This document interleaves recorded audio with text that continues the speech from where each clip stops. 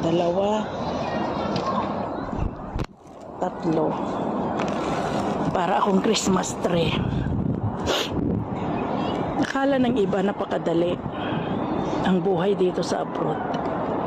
Madali na hindi, masaya, malungkot. Andoon yun. Kahit saang kasulok ng mundo. May time na madali. May time na masaya, may time na malungkot. Pero kung gusto mo talaga kumita ng pera, kung kailangan mag-triple job ka, mag-triple job ka. Kasi kung utang is utang, kung bigay is bigay, ganun na ngayon guys. Mahirap na rin. Tumatanda na ako dito. Hanggang ngayon katulong pa rin. Dalaga ako. 21 years old, nag-abroad na ako. Ilang taon na ako ngayon? Mag-57 na. Nag-stay lang ako sa Pilipinas noong ako yung mga anak. 4.5 years. Since 1990, 4.5 years lang ako nag-stay sa Pilipinas until now. Kumbaga mas malaki na yung time na nandito ako sa ibang bansa. Pero alam nyo, ang masakit yung mayroon lang taong hindi mo na pagbigyan. Galit na sa'yo. Hindi na nila inisip kung anong naibigay mo nung nakaraan. Yun ang pinakamasakit guys. Yung isang beses lang hindi ka nakapagbigay, masama ka na. Pero yung 10 beses na ibigay mo, walang wala. Dahil galit na sila sa'yo. So ngayon guys, panindigan ko na yung sinabi ko nung bagong taon. Gawin ko na rin ang maging madamot para sa ganun makauwi na rin ako. Pasensya na guys kung naging emotional ako ngayon kasi gusto ko lang ilabas yung nararamdaman. Sabi nila dati, mahalin daw una ang pamilya. Hindi totoo yan. Kasi ginawa ko yan. Ginawa ko. Umabot ako ng 50 years old. Puro pamilya ang inisip ko. Anong ginawa sa akin?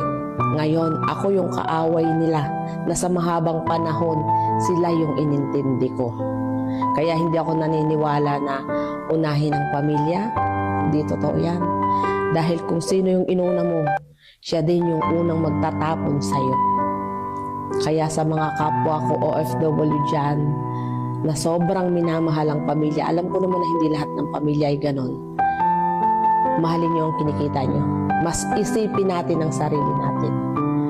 Kasi pag sobrang bait ka, masyado tayong inaabot. Nakakaawa daw, mga OFW. Nakakaawa nga ba? Well, sabihin natin na hindi awa eh. Malaking question mark kung bakit kayo na mga OFW ay walang naiipon. At ang naiipon in general ay mga resibo. Okay? Sige na nga, sabihin na nga natin nakakaawa o naaawa tayo. Hindi nakakaawa, naaawa tayo sa sitwasyon na nilalagay nila ang sarili nila. Bakit? Ito ha, makinig kayong mabuti. Kasi OFW rin naman ako. Alam ko yan. Nung mag-OFW ako for so many years, hanggang sa makarating ako rito sa Canada, wala akong ipon. Maniwala ba kayo? Kasi, siyempre, mahal natin ng mga kapatid natin, magulang natin. So, naibibigay natin lahat. Hindi natin alam kung saan natin dinadala ang pera. Marami tayong gustong bilhin. Hindi natin nabibili. Totoo ba? Isa rin ako doon.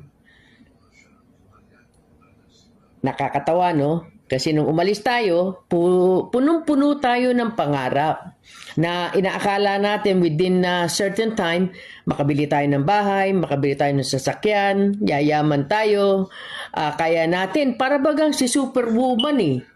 Pero ang katotohanan at ang reality, hindi ganun kadali. Ang daming pagsubok, ang daming pawis, ang daming sakripisyo, iyak at hindi pagtulog sa gabi. Okay? At maraming pangamba. Hindi mo alam kung hanggang kailan ka magtatagal sa amo mo o tatagalan ka ng amo mo. Ika nga, hindi natin masabi kung swertihin ka. Pero ang alam ko lang, marami ang nagdanas ng hirap. Di po ba? Ngayon, ang problema kasi, kung babalikan ko, right? Sobra natin pagmamahal, wala naman may sobra bang pagmamahal, Mama Bulldog. Hindi tayo nagplano.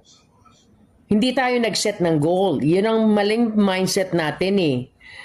Motivation naroon eh. Ibig sabihin gusto ko mag-abroad. Yan kikita ako ng dolyares. Pero wala tayong disiplina. Mama Bulldog, may disiplina naman kami Ang sinasabi ko, wala tayong disiplina sa sarili, sa paggastos, sa pagbibigay ng pera, padala lahat. Okay? Baguhin natin ang sistema natin. Okay? Nung umalis tayo, wala naman talaga yung income na yun eh. Pero ngayon, nung panahon namin, nasa mga 10,000 peso lang yata to 15 ang kinikita namin. Ngayon yata, umaabot na sa Hong Kong, Singapore yata, kung di ako nagkakamili, narinig ko yung iba, winawagwag, nasa between 20 to 30,000 peso. Wow, nung umalis kayo, wala yan May kita ba kayo niyan? Ngayon nahihiya pa nga ang pangkaraniwan magtinda ng barbecue o magukay-ukay o ano pa man eh. Ngayon, ang pagkakamali ninyo, pinadala nyo lahat. Ubos lahat. Ngayon, kapag papadala nyo pa lang, hindi pa rin nagkasya. Alam nyo kung ano ang pagkakamali? Teamwork. Walang teamwork ang pamilya at yung OFW. Ang alam lang, nag-abroad ka, kaya suportahan mo kami, padala mo pera sa amin. Tapos, ang nangyayari, yung naiwan doon, babae o lalaki, nakatang nga, nag-aantay ng pera buwan-buwan. Okay? Ngayon, kung kapusin at nasira ang budget, tawag uli, padala ka uli ng pera.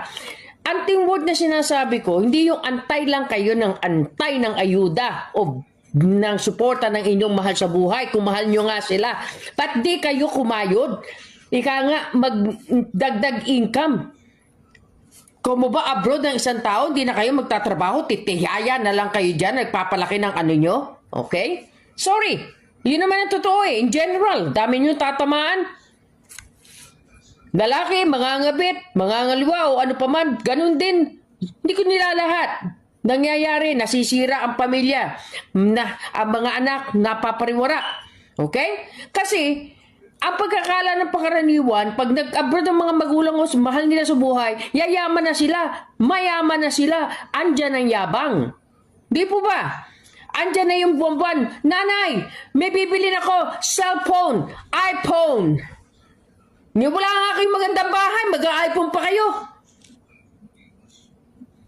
Sorry, hindi ako nang niliit ng tao, right? Sinasabi ko lang sa inyo, nauna ang garbo nyo sa katawan ninyo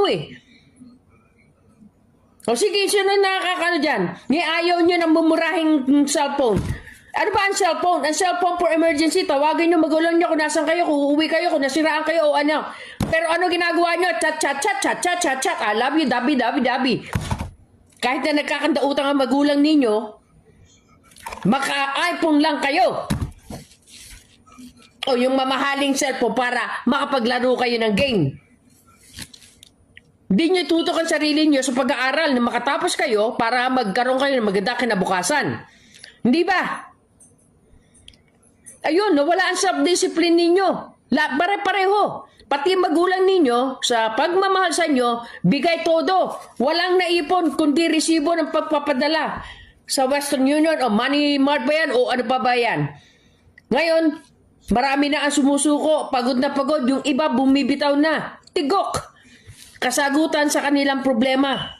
Hindi po ba? Ilan na sa kababayan natin ang nagpatiwakal? Ilan na ang mga kababayan natin na lihis na landas at naghanap ng mga itik, onion o ano pa ba, sibuyas, kamatis, bawang, luya, gisahin mo na para lang magkaroon ng additional na pera. Pero kung kayo may disiplina, eto, paliwanag ko sa inyo, makinig kayo mabuti. Baka matuto kayo. Dapat may goal kayo. Ilang taon lang kayo magtatrabaho para makapamahinga. Ang pag-asawa ba, nag-asawa ka, iwanan mo anak mo, nandun ka sa kabilang bansa? Naghahangad ka na yumaman ka, magkaroon kayo ng magandang pamumuhay? Hanggang kailan ang hinto kung hindi ka na makapagtrabaho? May sakit ka na? At ano nagiging consequence? Sasabihin ng babae o lalaki, ikaw may kasalanan eh, pangangailangan ko eh, ikaw lang naman ang gusto mag-abroad eh, o ganon. O, yung magsisisihan, gantihan sa isa't isa? Hindi tama. Dapat ganito. May goal kayo. Ano goal mo? Oh, na within 5 to 10 years, maglang ako magtatrabaho. Maximum na yon. Bakit naman within 5 to 10? Matagal yun. Pero ito talaga sa totoo, once na nag-abroad ka na, yung 10 years baliwala eh. Kahit papatuloy mo pa yan dahil wala kang pera na uwi. Wala kang pera pa simula ng trabaho, ng pagnenegosyo, ano pa man sa Pilipinas. Okay? Eto, may anak ka. Yung mga elementary, high school, hindi masyado pa magastos yan eh. Yung college, between 4 years to 5 years. May mga tulong na rin sa government pero huwag na natin asahan yan. O ayan, sabi na natin, 4 years, realistic. Pagbili ng bahay at lupa, ang mahirap sa inyo, mag-arbok rin kayo. Gusto nyo mga condominium, bawawaw, good morning ma'am, good afternoon ma'am, hello ma'am. Kaya ayan, na ano kayo sa mga condominium, na alam naman ninyo, wala kayong guaranteed income, na tingnan nyo yung bracket ng edad ninyo, kung mababayaran nyo, ang 25 to 30 years amortization na ngayon, matanda na kayo. Very realistic, nag-abroad din ako, kaya ako nasasabi. Ito ngayon na buksan ng diwa ko, hanggang kailan tatagal ang katawan natin sa pagod, sa puyat, sa gutom, mga walang niyang amo. Hindi ko naman sinasabi lahat, right? Maswerte na lang kayo. Saludo ko kung nakakita kayo ng magandang amo. Maraming kababayan natin napapahamak sa ibang bansa. At maraming mga kababayan natin kumakabit. At dahil lang sa pera. Dahil sa hirap na kabuhayan, dahil mga anak, asawang mga walang ginawa kundi umasa. Hindi ko na lahat. Pero ang dami nyo. Ngayon, kung kayo may disiplina at kayo magpamilya ay may plano, may goal sa buhay, makakasama nyo ang mahal nyo sa buhay. Yung ba sinasabi nyo, mahal, sige, huwag ka na uuwi nanay, huwag ka na umuwi, diyan ka na lang dahil kulang ang pera.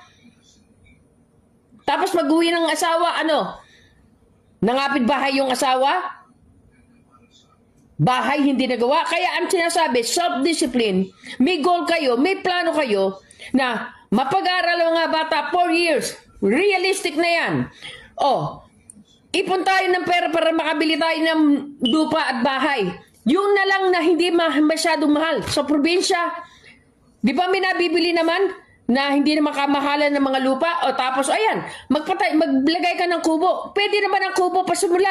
Kung nung wala kayo, okay. Yung pa kayang magkaroon kayo ng maganda-ganda kubo. Tsaka kayo mag-inut-inut magpatayo. Wala kayong utang. Hindi Bili na kagad ng condominium. Yun lang, mura lang naman babayaran. 5,000, 10,000 sa buwan. Ang tanong, paano kung mawala na kayo ng trabaho? Paano kung magkasakit na kayo?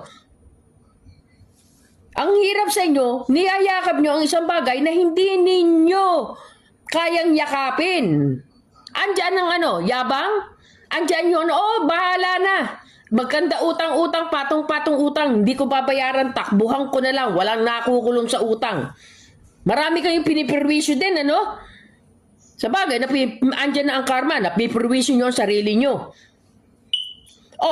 Bigyan na natin yan ng bracket ng sabihin na natin na within 4 years, makapag kayo ng lupa, right? Kasi nga, kung tinatabi nyo, bigyan ko kayo ng computation. Ang hirap kasi sa inyo, hindi kayo nagpaplano. Dapat nakasulat din, nakikita nyo, anytime, na magkano ipon ko. Hindi yung binigay nyo na lahat. Bawasan nyo. Bigay nyo 15,000. Magtipid kayo. Ngayon, sa 15,000 every month, sa loob ng isang taon, magkano ang maititipid nyo? So, nasa 180,000 peso. Na-blow nyo na yung kalahati niyan. Okay? So, sa 180,000, sa loob ng 4 na taon, may 360,000 kayo. May murang lupa, di naman na nyo kailangan ng malaking malaki. Dagdagan na natin ng isa pa yan. 360. So, 180. So, nasa kalahating milyon. Sigurado makabibili na kayo ng lupa sa probinsya. Patayuan nyo ng kubo o patayuan nyo ng bagong bahay ngayon. Metal cladding, magkano lang? 180. Meron ka na, na 250, 300. Sigurado may bahay lupa kayo. Pagdating naman ng araw, ang mga anak ninyo, magsisimula na yan. Na lumisan, magkanya-kanya na, may mag-abroad, may mag-asawa, o lumipat ng ibang lugar. Di kayo rin mag-asawa matitira doon. Pero habang buhay ba na mag-a-abroad ang partner nyo, na maiiwan kayo, at pagdating ng panahon na yon, ano ang nalasap ng OFW? Hinagpis. Magkakanda iyak-iyak dito sa social media. Sana nagtabi ako, nag-iipon ako, hindi ko binigay lahat ng pera. Ngak-ngak. Iyak. Hinagpis. Magbe-blame kayo. Ang pagtulong, kung kaya nyo at willingness kayo, na hindi pagdating ng araw pinagsisisihan nyo, tinulong nyo. Dahil yun, pera, binigay mo na, tapos na. Pero sino ang dapat sisihin? Kayo. Kayo na walang disiplina sa sarili nyo. May maaawa ba sa inyo kung wala na kayong pera? Bihira sa daliri natin ang mabibilang kung sino tutulong sa inyo, tutuwang sa inyo. Pero kung kayo ay nagplano, maaari in general, sabi na natin 65%, nasa magandang katayuan kayo kesa wala. Naku, nagalit na naman si Mama Bulldog. Alam nyo, nagpapaliwanag lang ako sa inyo. Mataas lang ang boses ko. Pero sinasabi ko nga sa inyo, kaya ako nasasabi sa inyo, OFW rin ako at lagi kong nilagay sa utak ko, kung ako'y mag-aasawa, hindi ko iiwanan ang asawa ko at anak ko. Magsasama kami sa hirap at ginhawa, kaya ako nag-abroad at nagpunta rito ng Canada. Dahil alam ko, madadala ko ang pamilya ko. Nang maiwasan. Yan. Meron pang mga raming istorya ang mga kapwa natin Pilipino kung ano ang nangyari sa relasyon nila, sa buhay pamilya nila. Marami ang nawasak at mawawasak pa kung hindi natin paplanuhin at wala tayong disiplina sa ating mga katawan.